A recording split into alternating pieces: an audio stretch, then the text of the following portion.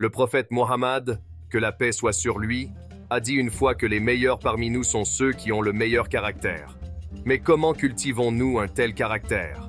Dans la discussion d'aujourd'hui, nous explorerons les 7 types de personnes que vous devriez éviter. Il est important de noter que nous pouvons involontairement exhiber des traits de ces types, alors restez à l'écoute pour réfléchir à votre propre vie et œuvrer pour un meilleur caractère.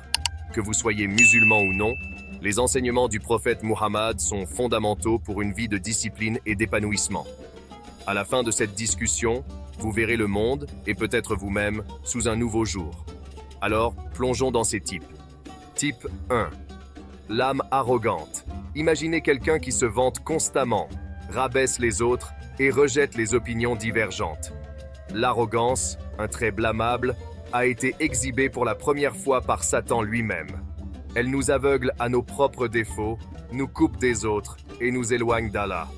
Rappelez-vous, se présenter bien n'est pas de l'arrogance, mais rejeter la vérité et regarder de haut les autres en est.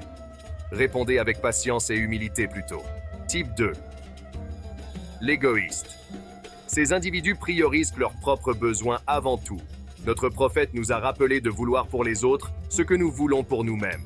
Le partage, l'aide et l'empathie combattent l'égoïsme et nourrissent une communauté bienveillante. Type 3. Le mangeur de ragots. Les ragots se propagent comme un feu de forêt, consommant les réputations et la confiance. Nos langues ont un immense pouvoir, et l'islam met en garde contre la propagation de rumeurs ou le discours diffamatoire sur autrui. Rappelez-vous, Allah voit tout, alors parles gentilmente restes silencieux. Type 4. Le haineux. La haine déchire les communautés.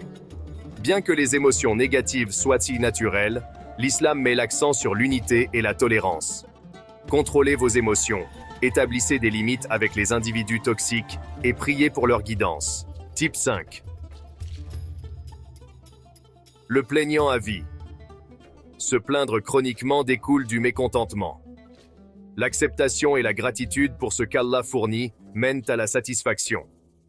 Bien qu'il soit acceptable d'exprimer des préoccupations, se plaindre constamment ne fait que propager la négativité.